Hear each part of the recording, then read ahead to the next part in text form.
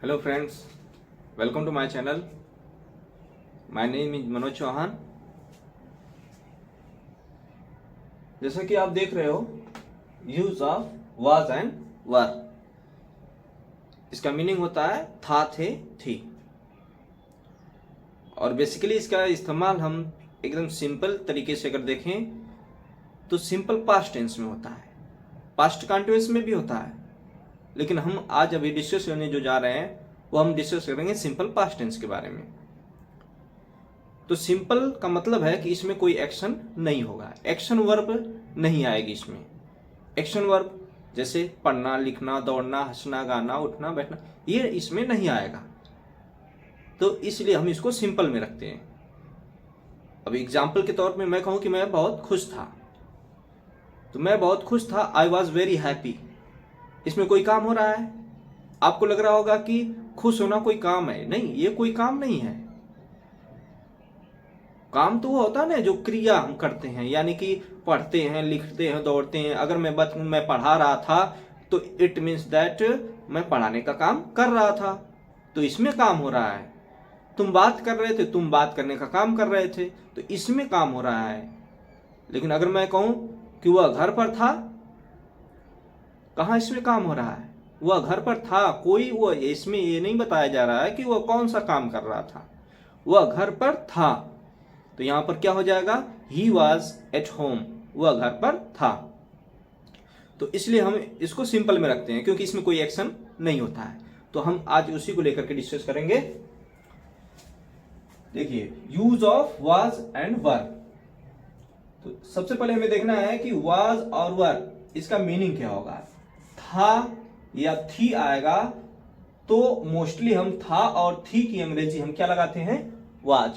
जब भी कोई वाक्य, हिंदी का वाक्य कोई भी समाप्त अगर हो रहा है और वाक्य के अंत में था या थी दे रहा है, तो इसका मतलब है कि आपको वहां क्या लगाना पड़ेगा? वाज लगाना पड़ेगा। मोस्टली हमें यही मिलता है। कुछ एक्सेप्शन हो सकते हैं, उसके अपवाद हो सकते हैं। दूसरा, वाज के बाद हम देखेंगे वर।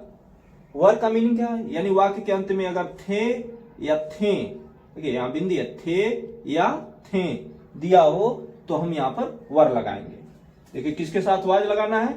आई आएगा तो उसके साथ वाज लगाओगे। आई वाज मैं था, ही वाज वह था, सी वाज वह थी, इट वाज यह था, डॉक्टर वाज डॉक्टर था। ये देखिए सिंगुलर नंबर, सिंगुलर मतलब एक वचन जो आएगा, एक वचन नाउन के साथ भी हमें वाज ही लगाना है।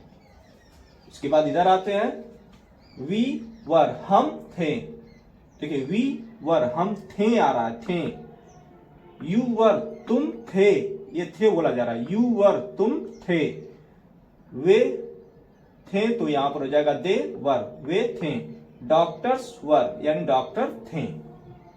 तो हमें यही देखना है कि किसके साथ वाज लगाना है और किसके साथ वर लगाना है सिंपल पास्ट टेंस में। देखिए इसका स्ट्रक्चर क्या हो जाएगा। फर्स्टली हमें सब्जेक्ट लिखना है, सब्जेक्ट के बाद हमें उसी सब्जेक्ट के अकॉर्डिंग वाज या वर में से किसी एक को लिखना है।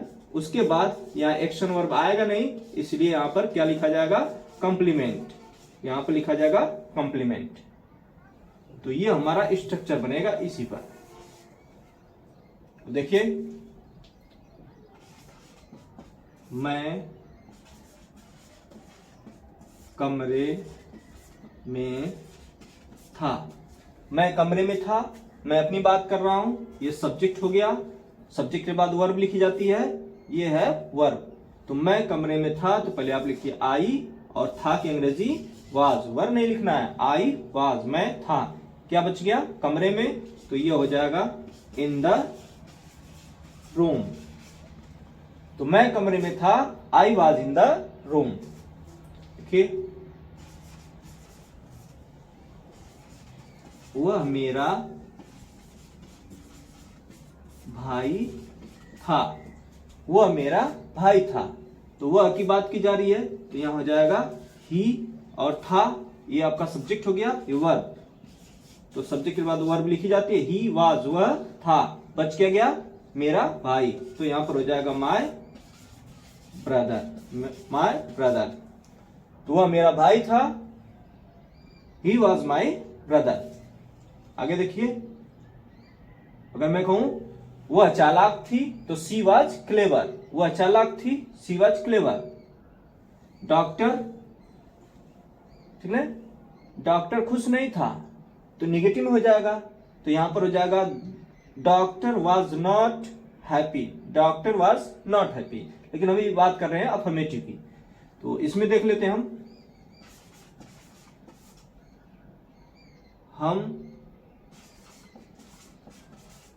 बगीचे में थे, हम बगीचे में थे, तो हम की बात की जा रही है तो वी, और थे की अंग्रेजी हो जाएगा वी वर, वी वर। बगीचे में की अंग्रेजी हो जाएगा in the garden, we were in the garden, तो हम बगीचे में थे।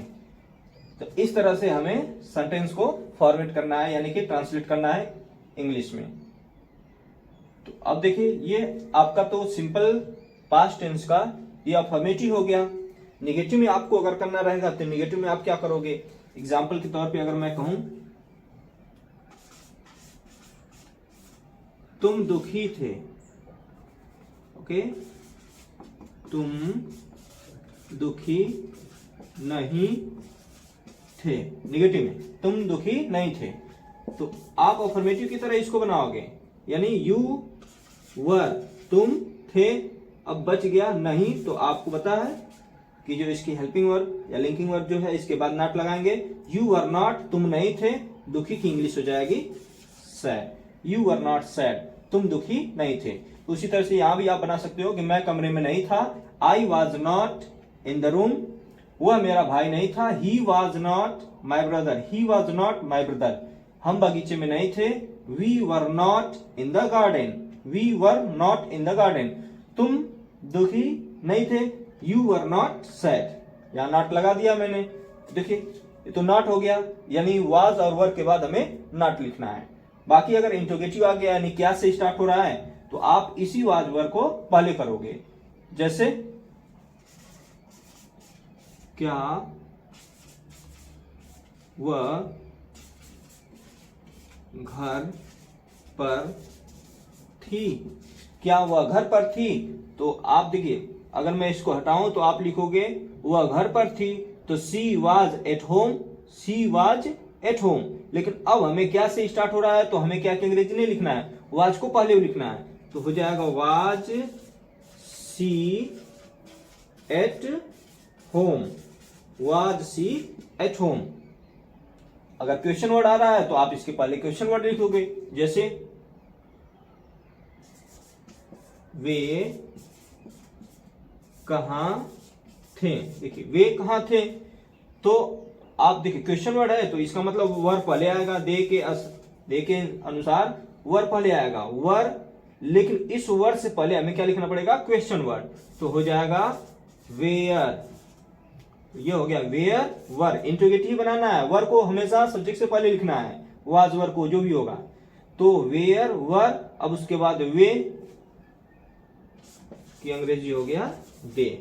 देखिए थे हो गया कहां, कहां थे वे, तो वेयर वर दे, वे कहां थे।